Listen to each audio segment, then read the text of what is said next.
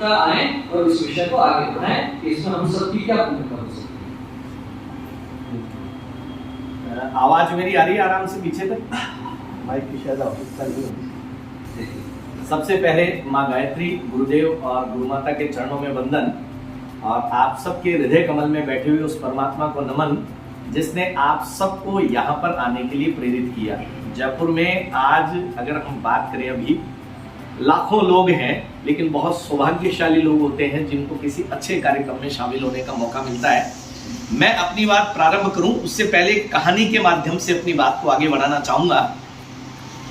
कहते हैं जीवन में जब हम जी रहे होते हैं तो बहुत सारी हम लोगों को शिकायतें बहुत होती है, और शिकायत भी अपने लोगों से ज्यादा ईश्वर से कर लेते हैं, क्योंकि वहां से शिकायत का प्रत्युत्तर नहीं मिलता।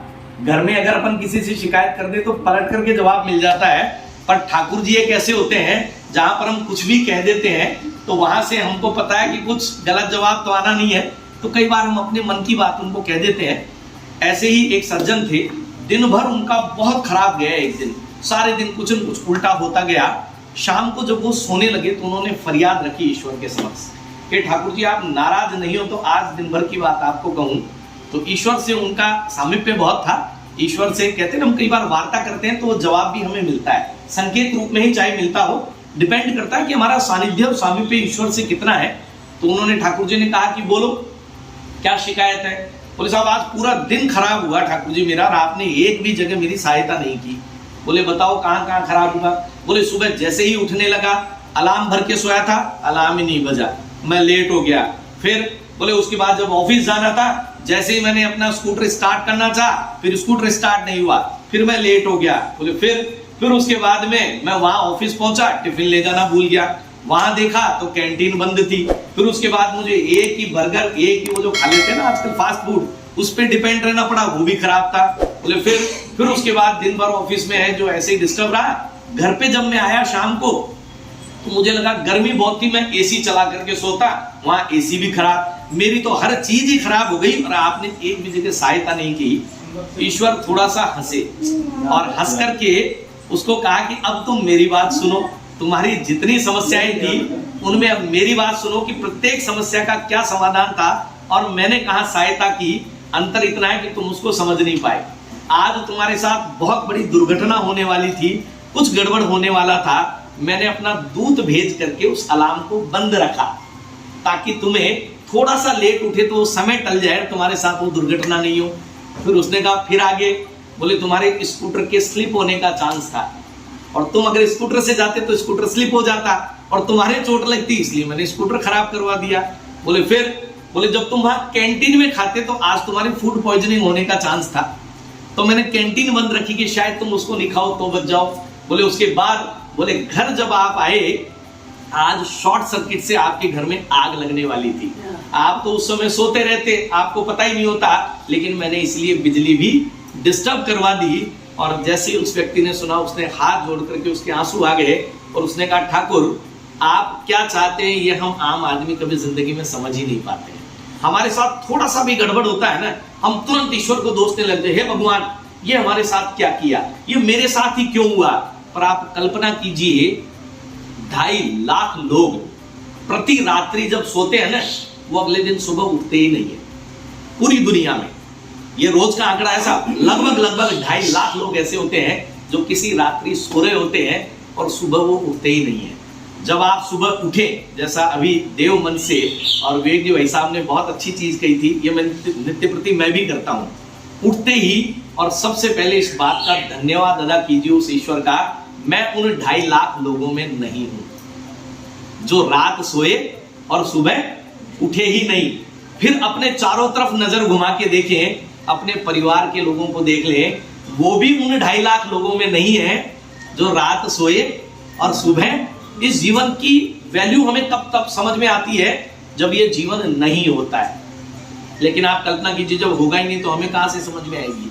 तो इसलिए उस प्रत्येक क्षण का आनंद ले जीवन में जो ईश्वर ने हमें दिया है, और शिकायत करना छोड़ करके शुक्रिया अदा करना शुरू कर दें, शायद जीवन परिवर्तित हो जाएगा।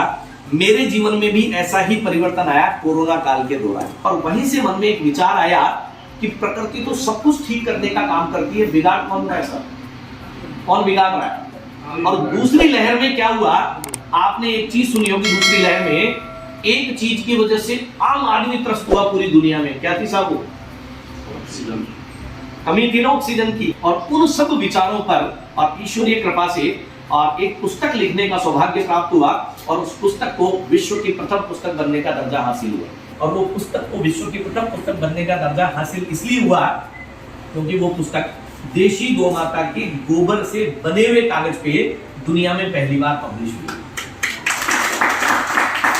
ये सब जब हुआ थोड़ा सा उत्साहवर्धन हुआ मन में, शायद ईश्वर अपने से कुछ अच्छा काम करवाना चाहते हैं। और इसी दौरान कोरोना की दूसरी लहर आ गई और जब अखबारों में खबरें पढ़ी कि लकड़ियां नहीं मिलने की वजह से 2000 से ज्यादा डेड बॉडी को गड्ढा में बहा दिया और वहीं से एक ऐसी लकड़ी का ईश्वरीय आशीर्वाद से निर्माण किया जो विश्व में पहली बार बनी।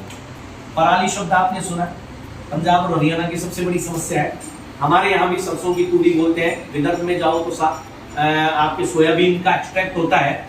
इनको जानवर नहीं खाता है और किसान की मजबूरी है, अगर वो जमीन में दबा दे तो जमीन को बंजर बनाती है, इसलिए किसान की मजबूरी है उसे जलाना। हमने किसानों से वो खरीदी और गौशालाओं में जो गोबरों के ढेर लगे हमने वो गोबर खरीदना प्रारंभ किया। उस एग्रीकल्चर वेस्ट, गोबर और कुछ हवन सामग्री जो हम यज्ञ में काम लेते हैं, इनको मिला करके एक ऐसी लकड़ी का निर्माण हो गया जो विश्व में पहली बार बनाई गई। अब लकड़ी का उपयोग तो कहीं भी हो सकता है, लेकिन फिर उस विचार को वहां से जोड़ा कि कोरोना काल में जब लकड़ियां नहीं मिली, और क्यों नहीं मिली साहब? क्योंकि एक अंतिम संस्कार में 2 पेड़ जाया होते हैं। 500 किलो 12.5 मन लकड़ी का उल्लेख है, 2 पेड़ लग जाते हैं। और आपको जानकर के आश्चर्य होगा, पूरे भारत में 1 करोड़ अंतिम संस्कार होते हैं प्रति वर्ष। यानी 2 करोड़ पेड़ों को काट कर केवल इसलिए जला दिया जाता है क्योंकि अंतिम संस्कार संपन्न करना है। और इन पेड़ों के जलने से 90 लाख टन कार्बन डाइऑक्साइड उत्सर्जित होती है भारत में। तो वहीं से जो ये लकड़ी बनाई गई, जो एग्रीकल्चर वेस्ट, देसी गौ माता का गोबर और हवन सामग्री मिलाकर के तैयार की, पहला प्रयास किया कि इसको वहां काम में लिया जाए जिससे 2 करोड़ पेड़ों को हम प्रतिवर्ष बचा सकें। ये पूरा आइडिया डेवलप किया, प्लान डेवलप किया और इसे भारत सरकार में भेजा, जहां पे मोदी जी ने, अगर आपने सुना हो, स्टार्टअप इंडिया की एक कॉन्सेप्ट डेवलप किया उन्होंने। और हमने इस आइडिया को जो भारत सरकार में भेजा, पहली बार में ही वो आइडिया वहां सेलेक्ट हो गया। और जयपुर के MNIT में हमें ऑफिस अलग से प्रोवाइड करवाया गया। MNIT इसलिए क्योंकि वहां साइंटिस्ट और टेक्निकल लोग हैं। उन्होंने इस लकड़ी का परीक्षण किया, इसकी कैलोरीफिक वैल्यू जांची, इसका एश कंटेंट जांचा, इसका पोल्यूशन रेशियो जांचा और उन्होंने जब इसको अप्रूव किया तो MNIT के MIIC में हमें इंक्यूबेट होने का मौका मिला, वहां हमें ऑफिस मिला।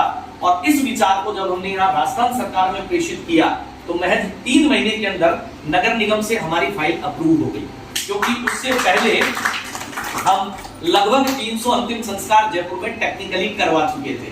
कोरोना काल के दौरान ही जहां लकड़ियां नहीं मिल रही थी और उस चीज की वैल्यू समझते हुए नगर निगम ने 11 मोक्षधाम गोमय परिवार को सरेंडर कर दिया। अब वहां पर कमरे बनने जा रहे हैं और कमरे बन करके लकड़ी, घी, हवन सामग्री वो सब कुछ वहां पे मिलेगी। और हमने एक नवाचार इसमें और किया, वहां कमरा बनेगा, सब सामग्री रहेगी, एक बोर्ड लगा दिया जाएगा, कीमत तो इनकी ये है, आप सक्षम हैं तो दे जाएं, वरना गोमय परिवार की ओर से भेंट, लेकिन पेड़ों की लकड़ी जलाना बंद कर दें। तो इसमें भी कहते हैं व्यक्ति मरता है जब शव नहीं शिव हो जाता है, और शिव सबके लिए आराधनीय है, तो सबका अंतिम संस्कार है वो सम्मानजनक तरीके से हो, इसका बीड़ा गोमय परिवार ने उठाया। अब चूंकि सरकार से हमें अप्रूवल मिल चुकी थी, लकड़ी बन चुकी थी और उस लकड़ी के बारे में जानकारी हो, वो केवल मोक्षधाम जाने पे हो ये तो संभव नहीं है। तो हमने कहा कि इस विचार को लोगों तक कैसे पहुंचाएं। तो हमारा विचार ये था कि जब हमें भस्म ही बनना है तो भस्म बनने से पहले अपने इंसान होने को हम प्रूव कर दें और लोगों तक पहुंचाने के लिए यज्ञ संस्कार, क्योंकि मैं गायत्री परिवार से जुड़ा हुआ हूं और गायत्री परिवार में यज्ञ को प्राथमिकता दी जाती है, तो हमें सबसे बेहतर तरीका लगा कि हम 51 पंचकुंडी यज्ञों का गोमय परिवार ने संकल्प लिया और 27 मार्च 2022 से हमने श्रृंखला निरंतर प्रारंभ करी। आज आपको बताते हुए मुझे हर्ष है, 24वां ये कार्यक्रम है। जैसा विवेक जी भाई साहब ने बताया, 500 लोग भी हमारे कार्यक्रम में आए और 100 लोग भी आए, 50 भी आए। हमारा उद्देश्य ये था लोगों तक हमारी बात पहुंचनी चाहिए, 100 लोगों तक भी पहुंचे, किसी एक की भी चेतना जागृत हो गई ना तो आप निश्चित मानिए बाकी 99 की चेतना को जागृत कर देंगे। क्योंकि मैं ये सोचूं कि 150 करोड़ की आबादी है, सब लोगों तक अकेला मैं या मेरी टीम पहुंचा पाए ये तो संभव नहीं है। लेकिन अगर व्यक्ति से व्यक्ति तक ये विचार पहुंचता चला जाएगा तो उसको सार्थक होने में कोई रोक नहीं पाएगा। तो हमने यज्ञ का माध्यम लिया, आधा घंटा, पौन घंटा, 1 घंटा जो यज्ञ में लगे, और 15-20 मिनट हम अपनी बात आप तक पहुंचा सके, ताकि आने वाले समय में आप भी जब इसकी चर्चा और लोगों से करेंगे तो वो परिवर्तन आना समाज में निश्चित है। इसका एक छोटा सा उदाहरण मैं आपको देता हूँ। ये तो अभी आप जो देख रहे हैं गोकाष्ठ भी आपके इसमें रखी हुई है, ये तो प्योरली गोबर से बनी हुई है। वो जो हमने बनाई है वो गौमय समिधा बनाई है। समिधा का मतलब हवन करने योग्य लकड़ी है, गायत्री परिवार में अपने काम में लेते हैं। तो उस समिधा से वो अंतिम हवन जब होगा तो अंतिम संस्कार नहीं होकर अंतिम यज्ञ बन जाएगा, और उसको सफल बनाने के लिए इन माध्यमों को हमने अपनाया, आप लोगों तक अपनी बात की पहुंच रखी। 2 संकल्प हमने लिवाने प्रारंभ किए साल उसमें, हमने एक संकल्प अभियान भी चलाया। अभी भी आप जब यज्ञ कर रहे हैं तो आपसे एक संकल्प लिवाया जाता है कि जो कुछ कार्य करें हम बेहतर करें। तो उस संकल्प में 2 चीजें विशेष तौर पे हमने लिवानी शुरू करी। एक तो नित्य प्रति अपने घर में किसी एक गोगव्य का पालन करें, दान देके, दान देना अच्छी बात है, लेकिन दान देके गौमाता को दयनीय नहीं बनाए, उनके गव्यों को मान दे करके उनको वही सम्मान दीजिए जो एक माँ का सम्मान होता है। और जिस दिन गौमाता को असली सम्मान मिलना शुरू हो गया, अंतरात्मा से प्रसन्न हो गए, जिस दिन उन्होंने आशीर्वाद दिया, केवल भारत का नहीं पूरे विश्व का कल्याण हो। क्योंकि गौमाता के गोबर में इतनी ताकत है, हम नहीं समझ पा रहे हैं। गौमय परिवार ने इसलिए वो 2 संकल्प लेवाने शुरू करे। एक तो अपने घर में नित्य प्रति किसी एक गोगव्य का अनुपालन करें। बहुत जल्दी आने वाले दिनों में हमने कुछ लोगों से टाई अप किया, अच्छे प्रोडक्ट बना रहे हैं, और आने वाले दिनों में गौमय परिवार के माध्यम से आप लोगों तक वो पहुंचेंगे भी। जो लोग सजग होंगे, जो लोग अपने स्वास्थ्य के प्रति और एक्टिव होंगे, उन लोगों को समय समय पे प्रोडक्ट मिल जाएंगे। दूसरा संकल्प हमने लिवाया, जहां भी लकड़ी जलती दिखे उस जगह लकड़ी की जगह या तो गोकाष्ठ या गौमय समिधा का उपयोग करवाएं। और 2 साल पहले हमने एक छोटा सा इनिशिएटिव लिया था, 2021 की होली पे गोकाष्ठ से होलिका दहन का अभियान चलाया सब हमने नगर निगम और व्यापार मंडलों के साथ। 7 ही दिन का समय था, और आपको मुझे बताते हुए प्रसन्नता है, 750 से ज्यादा जगह गोकाष्ठ से होलिका दहन हुआ। और इस बार हमने लगभग 15-20 दिन पहले इनिशिएटिव लिया, 2000 से ज्यादा जगह जयपुर में गोकाष्ठ से होलिका दहन हुआ। एक गोकाष्ठ की होलिका दहन की कीमत 2100 रुपए रखी थी हमने। आप कल्पना कीजिए, एक दिन के अंदर 42 लाख रुपया गौशालाओं में पहुंच गया। तो कितना बड़ा संबल मिल गया, और वो मुफ्त का नहीं था। उधर से गौमाता का गव्य आया, इधर से हमने पैसा दिया। अगर इस तरह का पैसा गौशालाओं में पहुंचे तो मेरा मानना है वो ज्यादा ठीक है, क्योंकि आपको भी एक संतुष्टि होती है कि मैंने अगर दिया, परोक्ष के साथ प्रत्यक्ष भी मुझे कुछ मिल रहा है। और इसी प्रयास के साथ धीरे धीरे हमने कदम से कदम आगे बढ़ाया। अब अगर सब लोगों का साथ मिलता जाएगा तो वो दिन दूर नहीं होगा जब जयपुर नहीं, राजस्थान नहीं, पूरे भारत में, क्योंकि अंतिम संस्कार साथ पूरे भारत में होते हैं, और पेड़ जलता है तो उसकी वायु प्रदूषित केवल भारत में नहीं होती, पूरी दुनिया को प्रभावित करती है। यदि हमने किसी तरह इन 2 करोड़ पेड़ों को बचा लिया तो आप निश्चित मानिएगा पूरे विश्व का कल्याण करने में भारत अग्रणी होगा और पुनः विश्व गुरु का दर्जा हासिल होगा। मैं अपनी बात को और यही विराम दूंगा। आपने इतनी धैर्यपूर्वक मेरी बात को सुना, उसके लिए आपका